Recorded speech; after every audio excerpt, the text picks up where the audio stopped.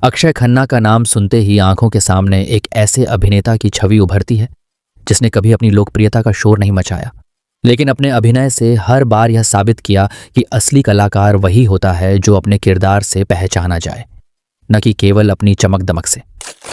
हिंदी चलचित्र जगत में बहुत से अभिनेता आए, कुछ ने वर्षों तक सफलता का आनंद लिया और कुछ समय के साथ भुला दिए गए, लेकिन अक्षय खन्ना उन चुनिंदा कलाकारों में रहे जिनका सफर सीधी रेखा जैसा नहीं था।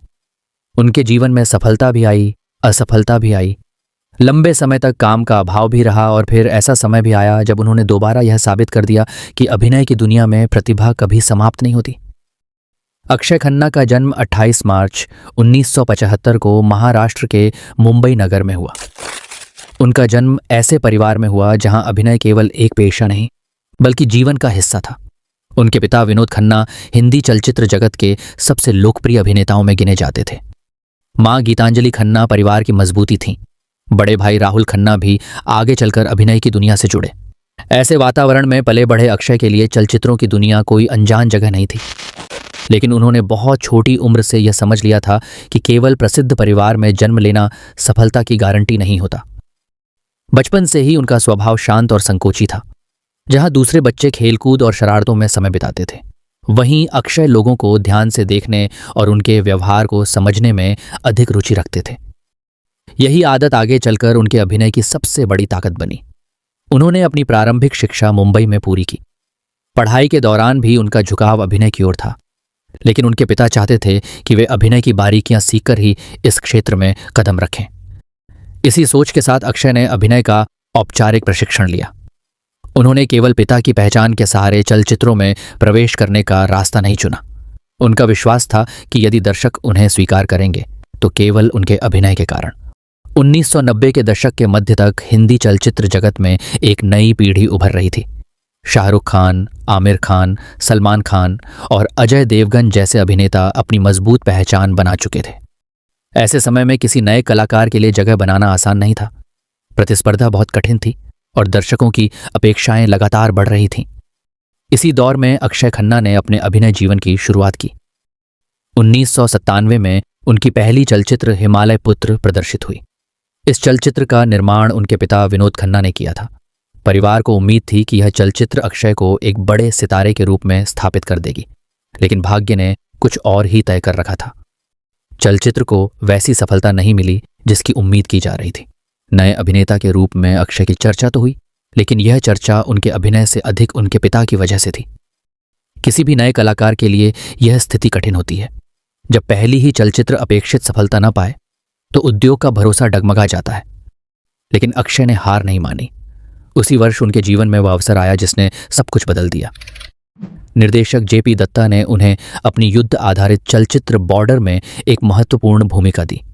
यह चलचित्र 13 जून 1997 को प्रदर्शित हुई। इसमें कई बड़े कलाकार थे, लेकिन जब चलचित्र प्रदर्शित हुई तो दर्शकों ने एक नए चेहरे पर भी ध्यान दिया। वह चेहरा था अक्षय खन्ना का। उन्होंने एक युवा सैनिक का किरदार निभाया जिसमें साहस, भावनाएं और देशभक्ति तीनों का संतुलन था। उनके अभिनय में बनावट नहीं थी। दर्शकों को लगा जैसे पर्दे पर कोई पात्र अभिनय नहीं कर रहा, बल्कि वास्तव में वही जीवन जी रहा है। बॉर्डर वर्ष की सबसे बड़ी सफल चलचित्रों में शामिल हुई। अक्षय को सर्वश्रेष्ठ नवोदित अभिनेता का सम्मान मिला और पहली बार उद्योग ने उन्हें केवल विनोद खन्ना के पुत्र के रूप में नहीं बल्कि एक प्रतिभाशाली कलाकार के रूप में देखना शुरू किया। अब उनके सामने अवसरों की कमी नहीं थी, लेकिन अक्षय ने वही रास्ता नहीं चुना जो उस समय अधिकांश नए अभिनेता चुन रहे थे। उन्होंने केवल नाच गाने वाली या साधारण प्रेम कहानियों वाली चलचित्रों पर निर्भर रहने के बजाय अलग अलग प्रकार के किरदार चुनने शुरू किए। 1998 में प्रदर्शित ताल उनके जीवन का अगला बड़ा मोड़ साबित हुई। निर्देशक सुभाष घई की इस संगीत प्रधान चलचित्र में उनके साथ ऐश्वर्या राय और अनिल कपूर थे। अक्षय ने एक ऐसे युवक की भूमिका निभाई जो प्रेम, परिवार और आत्मसम्मान के बीच संघर्ष करता है। इस चलचित्र ने देश और विदेश दोनों जगह शानदार सफलता प्राप्त की। दर्शकों ने पहली बार महसूस किया कि अक्षय केवल गंभीर भूमिकाएं ही नहीं बल्कि भावनात्मक प्रेम कथाओं में भी समान प्रभाव छोड़ सकते हैं। उनकी सबसे बड़ी विशेषता यह थी कि वे कभी भी संवादों को ऊंची आवाज में बोलकर प्रभाव पैदा करने की कोशिश नहीं करते थे। उनकी आंखें, चेहरे के भाव और बोलने का शांत तरीका ही उनके अभिनय की पहचान बन गया। इसके बाद दिल चाहता है ने उनके अभिनय जीवन को एक नई ऊंचाई दी। 10 अगस्त 2001 को प्रदर्शित इस चलचित्र में आमिर खान, सैफ अली खान और अक्षय खन्ना तीनों मुख्य भूमिकाओं में थे। जहां आमिर और सैफ अपने चुलबुले स्वभाव वाले पात्र निभा रहे थे, वहीं अक्षय ने सिद्धार्थ नाम के एक शांत, संवेदनशील और भीतर से टूटे हुए कलाकार की भूमिका निभाई। ये किरदार आज भी हिंदी चलचित्र इतिहास के सबसे परिपक्व पात्रों में गिना जाता है। समीक्षकों ने माना कि अक्षय ने बिना किसी अतिरिक्त नाटकीयता के गहरी भावनाओं को जिस सहजता से प्रस्तुत किया, वह असाधारण था। इसके बाद हमराज, हंगामा, हलचल, रेस, गांधी, मेरे पिता जैसी अनेक चलचित्रों में उन्होंने अलग अलग तरह के पात्र निभाए और धीरे धीरे यह छवि बन गई कि यदि किसी कठिन और संवेदनशील भूमिका के लिए अभिनेता चाहिए तो अक्षय खन्ना सबसे भरोसेमंद विकल्प है। लेकिन सफलता की इस चमक के पीछे एक ऐसा दौर आने वाला था जिसकी कल्पना स्वयं अक्षय ने भी नहीं की थी। एक समय ऐसा आया जब लगातार सफल चलचित्र देने वाला यह अभिनेता धीरे धीरे बड़े पर्दे से गायब होने लगा। निर्माता नए चेहरों की ओर बढ़ने लगे, दर्शकों की पसंद बदलने लगी और उद्योग का स्वरूप भी बदल गया। यही वह मोड़ था जहां से उनकी कहानी ने एक अप्रत्याशित दिशा लेना शुरू किया। सन 2001 से लेकर 2008 तक का समय अक्षय खन्ना के अभिनय जीवन का सबसे सुनहरा दौर माना जाता है। यह वह समय था जब उनके सामने एक के बाद एक अलग अलग प्रकार की भूमिकाएं आ रही थीं और सबसे बड़ी बात यह थी कि हर निर्देशक उन्हें किसी नए रूप में प्रस्तुत करना चाहता था। उन्होंने कभी स्वयं को किसी एक छवि तक सीमित नहीं रखा। कभी संवेदनशील चित्रकार बने, कभी चतुर व्यापारी, कभी हास्य से भरपूर युवक और कभी एक ऐसे व्यक्ति की भूमिका निभाई जिसके भीतर भावनाओं का गहरा समुद्र छिपा हुआ था। यही विविधता उन्हें अपने समकालीन अभिनेताओं से अलग बनाती थी। 2002 में प्रदर्शित हुई चलचित्र हमराज ने उनके अभिनय को एक नई ऊंचाई दी। इस चलचित्र में उनके साथ बॉबी देओल और अमीषा पटेल थीं। पहली बार दर्शकों ने अक्षय खन्ना को एक ऐसे किरदार में देखा जिसके भीतर रहस्य, महत्वाकांक्षा और छल तीनों मौजूद थे। पूरी कहानी के दौरान उनका शांत चेहरा दर्शकों को भ्रमित करता रहा कि आखिर उनका वास्तविक उद्देश्य क्या है। चलचित्र ने व्यापारिक सफलता प्राप्त की और समीक्षकों ने माना कि अक्षय ने अपने अभिनय से कहानी को एक अलग स्तर पर पहुंचा दिया। इसके अगले ही वर्ष 2003 में आई हंगामा ने यह साबित कर दिया कि गंभीर अभिनय के साथ साथ हास्य अभिनय भी उनकी सबसे बड़ी ताकतों में से एक है। इस चलचित्र में उन्होंने सहज और स्वाभाविक हास्य प्रस्तुत किया। उन्होंने कभी ऊंची आवाज या बनावटी हरकतों का सहारा नहीं लिया। केवल अपने चेहरे के भाव और संवाद बोलने की शैली से उन्होंने दर्शकों को हंसाया। चलचित्र अप्रत्याशित रूप से सफल रही और यह आज भी उनकी सबसे प्रिय हास्य चलचित्रों में गिनी जाती है। इसके बाद हलचल, रेस और सबसे बढ़कर गांधी, मेरे पिता जैसी चलचित्रों में उन्होंने लगातार यह सिद्ध किया कि अभिनय केवल नायक बनने का नाम नहीं है। किसी भी भूमिका को पूरी सच्चाई के साथ निभाना ही एक कलाकार की सबसे बड़ी पहचान होती है। विशेष रूप से गांधी, मेरे पिता में हरिलाल गांधी का उनका अभिनय इतना प्रभावशाली था कि कई समीक्षकों ने इसे उनके जीवन का सर्वश्रेष्ठ अभिनय बताया। उन्होंने एक ऐसे पुत्र की पीड़ा को जीवंत कर दिया जो अपने महान पिता के विशाल व्यक्तित्व के सामने स्वयं को हमेशा छोटा महसूस करता है। यह भूमिका व्यावसायिक दृष्टि से भले बहुत बड़ी सफलता न रही हो, लेकिन अभिनय की दृष्टि से इसने अक्षय खन्ना को हिंदी चलचित्र जगत के सबसे प्रतिभाशाली अभिनेताओं की श्रेणी में स्थापित कर दिया। सफलता के इन वर्षों में भी अक्षय का निजी जीवन हमेशा रहस्य से घिरा रहा। जहां उनके समकालीन अभिनेता अपनी निजी जिंदगी को लेकर लगातार समाचारों में बने रहते थे, वहीं अक्षय ने हमेशा अपने जीवन को कैमरों और चर्चाओं से दूर रखा। उनका स्वभाव बचपन से ही अंतर्मुखी था। उन्हें भीड़, पार्टियां और लगातार प्रचार पसंद नहीं था। यही कारण था कि उनके बारे में अफवाहें तो बहुत बनी, लेकिन उन्होंने कभी सार्वजनिक रूप से उनका उत्तर देना आवश्यक नहीं समझा। उनका नाम समय समय पर कुछ अभिनेत्रियों के साथ जोड़ा गया, जिनमें करिश्मा कपूर, तारा शर्मा और कुछ अन्य नाम भी चर्चा में आए, लेकिन इन संबंधों की कभी आधिकारिक पुष्टि नहीं हुई। स्वयं अक्षय ने कई अवसरों पर कहा कि वे अपने निजी जीवन को निजी ही रखना चाहते हैं। धीरे धीरे लोगों के मन में यह प्रश्न उठने लगा कि आखिर उन्होंने विवाह क्यों नहीं किया। एक साक्षात्कार में उन्होंने बड़ी सहजता से कहा था कि विवाह एक बहुत बड़ी जिम्मेदारी है और यदि कोई व्यक्ति स्वयं को उसके लिए पूरी तरह तैयार नहीं पाता तो केवल समाज के दबाव में विवाह नहीं करना चाहिए। उनका मानना था कि हर व्यक्ति का जीवन जीने का अपना तरीका होता है। उन्होंने यह भी स्वीकार किया कि उन्हें अकेले रहना अच्छा लगता है और वे अपने समय पर स्वयं का अधिकार बनाए रखना चाहते हैं। यही कारण रहा कि उन्होंने विवाह न करने का निर्णय लिया और जीवन भर उसी निर्णय पर कायम रहे। उनका यह निर्णय कई लोगों को असामान्य लगा, लेकिन अक्षय ने कभी किसी आलोचना की परवाह नहीं की। वे हमेशा वही करते रहे जो उन्हें सही लगता था। जहां तक विवादों का प्रश्न है, अक्षय खन्ना उन गिने चुने अभिनेताओं में रहे जिनका नाम किसी बड़े कानूनी या सामाजिक विवाद में शायद ही कभी आया हो। उन्होंने न तो किसी सार्वजनिक बयान से अनावश्यक विवाद पैदा किया और न ही कभी ऐसी गतिविधियों में शामिल हुए जिससे उनकी छवि पर नकारात्मक प्रभाव पड़े। हाँ, समय समय पर उनके बाल झड़ने को लेकर मीडिया में अनगिनत चर्चाएं हुईं। बहुत से लोग उनके बदलते रूप पर टिप्पणी करते थे, लेकिन अक्षय ने इस विषय को भी बड़ी परिपक्वता से लिया। उन्होंने अपने बदलते रूप को छिपाने की कोशिश नहीं की। उन्होंने कृत्रिम दिखावे की जगह वास्तविकता को स्वीकार किया। यही ईमानदारी बाद में उनके व्यक्तित्व की एक अलग पहचान बन गई। इसी दौरान उनका अपने पिता विनोद खन्ना के साथ संबंध और भी गहरा होता गया। बचपन में वे अपने पिता को एक बड़े सितारे के रूप में देखते थे, लेकिन समय के साथ दोनों के बीच मित्र जैसा संबंध विकसित हुआ। विनोद खन्ना हमेशा चाहते थे कि उनका पुत्र अभिनय को केवल प्रसिद्धि का माध्यम न बनाए, बल्कि उसे एक साधना की तरह अपनाए। अक्षय ने इस सलाह को जीवन भर याद रखा। जब विनोद खन्ना सार्वजनिक जीवन और राजनीति में अधिक व्यस्त हो गए, तब भी दोनों के बीच नियमित बातचीत होती रही। अक्षय अक्सर कहते थे कि उनके पिता ने उन्हें सबसे बड़ा सबक यह दिया कि सफलता कभी स्थायी नहीं होती, इसलिए इंसान को हमेशा विनम्र रहना चाहिए। समय बीता गया और उद्योग में नई पीढ़ी के अभिनेता तेजी से उभरने लगे। चलचित्रों का स्वरूप बदल रहा था। अब कहानियों से अधिक ध्यान चमक दमक और बड़े प्रचार अभियानों पर दिया जाने लगा। अक्षय इन सब चीजों से हमेशा दूर रहे। वे स्वयं का प्रचार करने में कभी सहज नहीं रहे। शायद यही उनकी सबसे बड़ी ताकत भी थी और सबसे बड़ी कमजोरी भी। इसी बीच 27 अप्रैल 2017 को उनके जीवन में एक बहुत बड़ा व्यक्तिगत आघात आया। उनके पिता विनोद खन्ना का लंबी बीमारी के बाद निधन हो गया।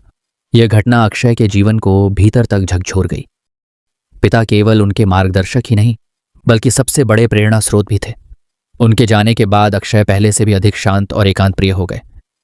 इधर अभिनय जीवन में भी परिस्थितियां बदल रही थीं। जिन निर्देशकों के साथ उन्होंने सफल चलचित्रें की थीं, वे नए कलाकारों के साथ काम करने लगे।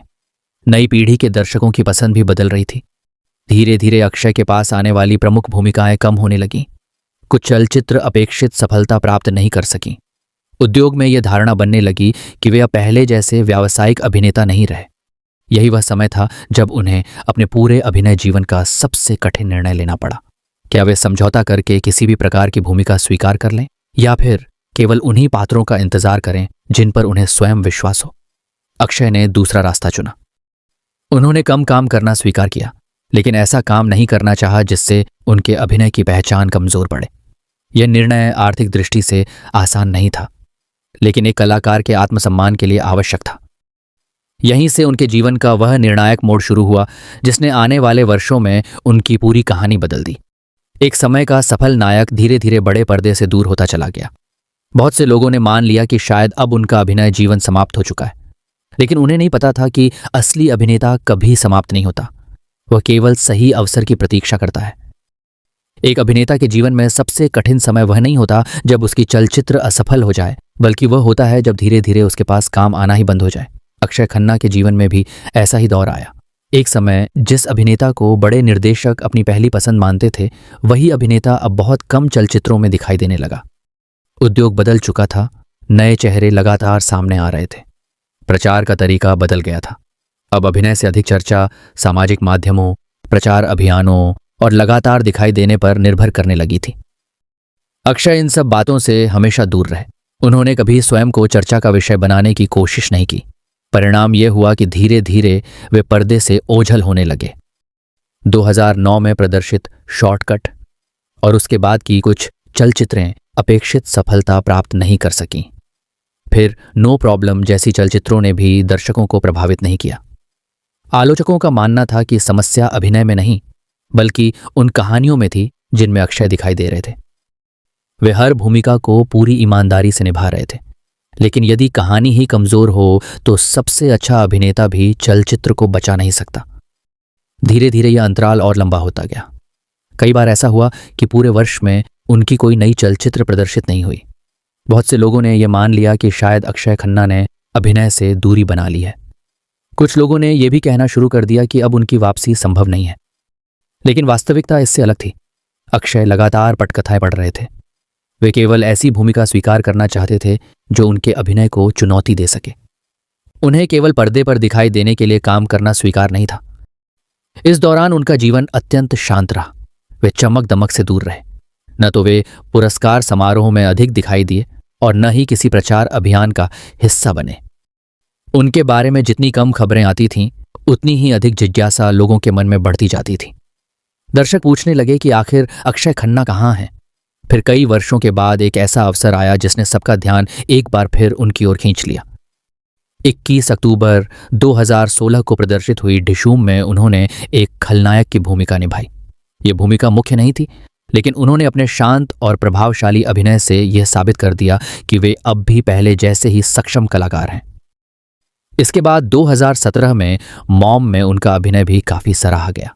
इस चलचित्र में उन्होंने एक जांच अधिकारी का किरदार निभाया और श्रीदेवी के साथ उनके कई दृश्य दर्शकों को लंबे समय तक याद रहे। इसी समय उनके अभिनय जीवन ने एक नया रूप लेना शुरू किया। अब वे पारंपरिक नायक की भूमिकाओं के बजाय ऐसे पात्र चुन रहे थे जिनमें गहराई हो, रहस्य हो और अभिनय की पूरी गुंजाइश हो। यह निर्णय उनके पक्ष में जाता दिखाई देने लगा। इसके बाद इत्तेफाका, सेक्शन 375 और State of Siege, Temple Attack जैसी चलचित्रों ने यह स्पष्ट कर दिया कि अक्षय खन्ना अब अपने करियर के दूसरे चरण में प्रवेश कर चुके हैं। अब उनकी प्राथमिकता लोकप्रियता नहीं बल्कि अभिनय था। फिर आया वह वर्ष जिसने उनके करियर को एक बार फिर नई ऊर्जा दी। 18 नवंबर 2022 को प्रदर्शित हुई दृश्यम द्वितीय में उन्होंने एक पुलिस अधिकारी की भूमिका निभाई। यह भूमिका चुनौतीपूर्ण थी क्योंकि पूरी कहानी में उनके सामने अजय देवगन जैसे स्थापित अभिनेता थे, लेकिन अक्षय ने अपने संयमित अभिनय से हर दृश्य में अलग प्रभाव छोड़ा। उन्होंने एक ऐसे अधिकारी का चित्रण किया जो भावनाओं से नहीं बल्कि तर्क और धैर्य से काम करता है। दर्शकों और समीक्षकों दोनों ने उनके अभिनय की खुलकर प्रशंसा की। इस चलचित्र की बड़ी सफलता ने एक बार फिर यह संदेश दिया कि अक्षय खन्ना अब भी समाप्त नहीं हुए हैं। वे केवल सही अवसर की प्रतीक्षा कर रहे थे। इसके बाद ऐतिहासिक पृष्ठभूमि पर आधारित छावा में उनका अभिनय भी चर्चा का विषय बना। इस चलचित्र में उन्होंने अपने अनुभव और परिपक्वता का परिचय दिया। उम्र के साथ उनके चेहरे पर आई गंभीरता अब उनके अभिनय की सबसे बड़ी ताकत बन चुकी थी। जहां युवा अवस्था में वे संवेदनशील प्रेमी या आदर्शवादी युवक के रूप में पसंद किए जाते थे, वहीं अब वे जटिल और प्रभावशाली चरित्रों में अधिक स्वाभाविक लगने लगे थे। लेकिन उनके प्रशंसकों को अभी भी उस क्षण की प्रतीक्षा थी जब वे किसी बड़े और प्रभावशाली चलचित्र के साथ पूरी तरह लौटेंगे। वह अवसर धुरंधर लेकर आया। जब इस चलचित्र की घोषणा हुई और यह सामने आया कि अक्षय खन्ना इसमें एक महत्वपूर्ण भूमिका निभा रहे हैं, तब उनके प्रशंसकों के बीच उत्साह की लहर दौड़ गई। वर्षों से जो दर्शक उनके अभिनय को बड़े पर्दे पर फिर से उसी ताकत के साथ देखना चाहते थे, उन्हें लगा कि अब वह समय आ गया है। धुरंधर में अक्षय ने यह साबित कर दिया कि अभिनय केवल युवा चेहरे का नहीं बल्कि अनुभव, धैर्य और अभिव्यक्ति का भी नाम है। उनके हर दृश्य में वर्षों का अनुभव दिखाई देता है। संवादों को बोलने का उनका शांत तरीका, आंखों से भाव व्यक्त करने की उनकी क्षमता और पात्र के भीतर उतर जाने की उनकी आदत पहले की तरह ही प्रभावशाली दिखाई दी। इस चलचित्र ने यह याद दिलाया कि प्रतिभा समय के साथ कम नहीं होती बल्कि और परिपक्व हो जाती है। उनकी वापसी केवल एक अभिनेता की वापसी नहीं थी, यह उन सभी कलाकारों के लिए एक संदेश थी जो ये मान लेते हैं कि यदि कुछ वर्षों तक सफलता न मिले तो सब कुछ समाप्त हो जाता है। अक्षय ने अपने पूरे सफर से यह सिद्ध किया कि यदि कलाकार अपने काम के प्रति ईमानदार रहे तो समय चाहे जितना कठिन क्यों न हो, सही अवसर एक दिन अवश्य मिलता है। आज भी वे पहले की तरह बहुत अधिक चलचित्रें नहीं करते, वे चुनिंदा भूमिकाएं स्वीकार करते हैं। उनके लिए अब संख्या से अधिक गुणवत्ता का महत्व है। यही कारण है कि जब भी किसी नई चलचित्र में उनका नाम सामने आता है, दर्शकों की उत्सुकता अपने आप बढ़ जाती है। एक समय उद्योग ने उन्हें लगभग भुला दिया था, लेकिन आज वही उद्योग उनके अनुभव और अभिनय क्षमता का सम्मान करता है। उन्होंने यह उपलब्धि किसी प्रचार अभियान से नहीं बल्कि केवल अपने अभिनय के बल पर प्राप्त की। अब उनका जीवन उस मुकाम पर पहुंच चुका है जहां उन्हें किसी को कुछ सिद्ध करने की आवश्यकता नहीं रह गई है। फिर भी वे हर नई भूमिका को उसी समर्पण के साथ निभाते हैं जैसे कोई नया कलाकार अपना पहला अवसर निभा रहा हो। यही सच्चे कलाकार की सबसे बड़ी पहचान होती है। समय के साथ बहुत से कलाकार बदल जाते हैं। कुछ अपनी लोकप्रियता बनाए रखने के लिए हर प्रकार की भूमिका स्वीकार कर लेते हैं, तो कुछ लगातार चर्चा में बने रहने के लिए निजी जीवन को भी सार्वजनिक कर देते हैं।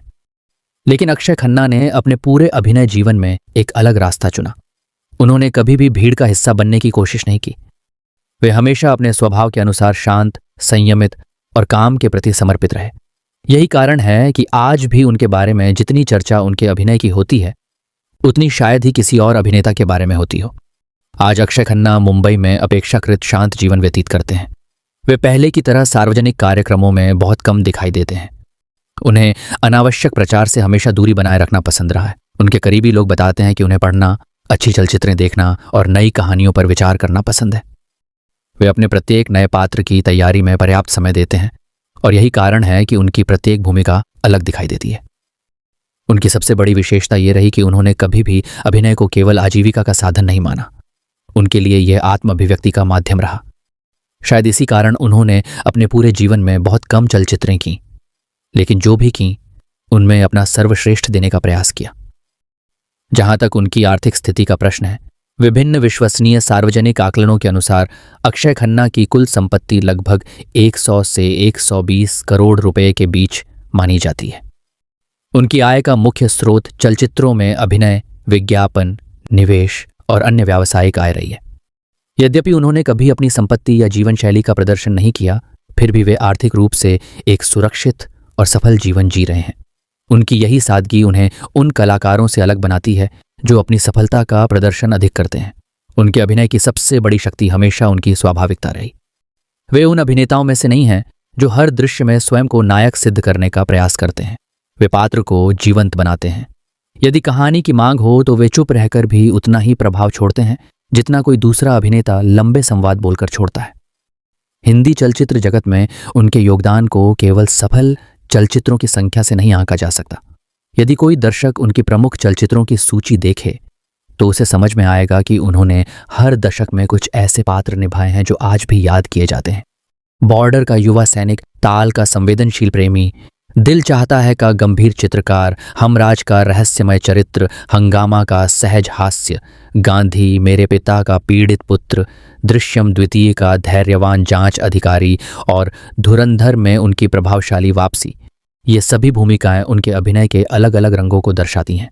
विशेष रूप से धुरंधर ने यह साबित किया कि अच्छे कलाकार का समय कभी समाप्त नहीं होता। लंबे अंतराल और बदलते दौर के बावजूद उन्होंने एक बार फिर दर्शकों को यह महसूस कराया कि अभिनय अनुभव के साथ और अधिक गहरा होता जाता है। बहुत से कलाकार उम्र बढ़ने के साथ अपनी पहचान खो देते हैं, लेकिन अक्षय खन्ना ने उम्र को अपनी ताकत बना लिया। उनके चेहरे की गंभीरता, संवादों की सादगी और आंखों की अभिव्यक्ति ने उनके अभिनय को पहले से अधिक परिपक्व बना दिया। यही कारण है कि आज नई पीढ़ी के कलाकार भी उनके अभिनय का अध्ययन करती है। अनेक अभिनेता ये स्वीकार कर चुके हैं कि अक्षय खन्ना बिना अनावश्यक नाटकीयता के केवल भावों के माध्यम से किसी भी दृश्य को प्रभावशाली बना सकते हैं। ये गुण बहुत कम कलाकारों में देखने को मिलता है। यदि उनके पूरे जीवन पर नजर डाली जाए तो एक बात स्पष्ट दिखाई देती है कि उन्होंने कभी भी आसान रास्ता नहीं चुना। जब वे सफलता के शिखर पर थे तब भी उन्होंने केवल सुरक्षित भूमिकाएं नहीं की, उन्होंने कठिन पात्र स्वीकार किए। जब उनके सामने काम कम हो गया तब भी उन्होंने किसी भी प्रकार की भूमिका स्वीकार नहीं की। उन्होंने धैर्य रखा, उन्होंने स्वयं पर विश्वास बनाए रखा और जब सही समय आया तब उन्होंने उसी अभिनय के बल पर दोबारा अपनी जगह बना ली। उनका जीवन यह भी सिखाता है कि प्रसिद्धि और प्रतिभा हमेशा साथ साथ नहीं चलती। कई बार प्रतिभाशाली कलाकार कुछ समय के लिए भीड़ से ओझल हो जाते हैं, लेकिन यदि उनके भीतर सच्ची कला होती है तो एक दिन वही कला उन्हें फिर से लोगों के दिलों तक पहुंचा देती है। अक्षय खन्ना की कहानी केवल एक अभिनेता की कहानी नहीं है। यह धैर्य, आत्मसम्मान और अपने काम के प्रति ईमानदारी की कहानी है। यह उस व्यक्ति की कहानी है जिसने कभी अपने सिद्धांतों से समझौता नहीं किया, जिसने यह स्वीकार किया कि हर सफलता के बाद कठिन समय भी आएगा और हर कठिन समय के बाद एक नई सुबह भी होगी। आज जब कोई युवा अभिनेता संघर्ष से घबराता है तो अक्षय खन्ना का सफर उसे यह विश्वास दिलाता है कि यदि प्रतिभा जीवित है और मेहनत जारी है तो वापसी हमेशा संभव है। सफलता कभी स्थायी नहीं होती, लेकिन अच्छा काम हमेशा याद रखा जाता है। शायद यही कारण है कि वर्षों बाद भी जब उनके किसी नए चलचित्र की घोषणा होती है तो दर्शकों के मन में उत्सुकता जाग उठती है। लोग केवल ये देखने नहीं जाते कि अक्षय खन्ना पर्दे पर लौटे हैं, बल्कि यह देखने जाते हैं कि इस बार उन्होंने अपने अभिनय से कौन सा नया जादू रचा है। यही किसी भी कलाकार की सबसे बड़ी उपलब्धि होती है कि लोग उसके नाम से नहीं, उसके काम से प्रभावित हों। और शायद इसी वजह से अक्षय खन्ना उन दुर्लभ अभिनेताओं में गिने जाते हैं जिनके बारे में यह कहा जा सकता है कि उन्होंने कभी अभिनय नहीं किया, बल्कि हर बार अपने पात्र को जिया। यदि आपको अक्षय खन्ना का यह जीवन सफर प्रेरणादायक लगा तो इस कहानी को अधिक से अधिक लोगों तक पहुंचाइए। हमें टिप्पणी में बताइए कि अगली जीवनी आप किस अभिनेता या अभिनेत्री की सुनना चाहते हैं। ऐसे ही सच्ची, शोधपूर्ण और भावनात्मक जीवन कथाओं के लिए हमारे साथ जुड़े रहिए, क्योंकि हर महान कलाकार के पीछे एक ऐसी कहानी छिपी होती है जिसे दुनिया को जानना चाहिए।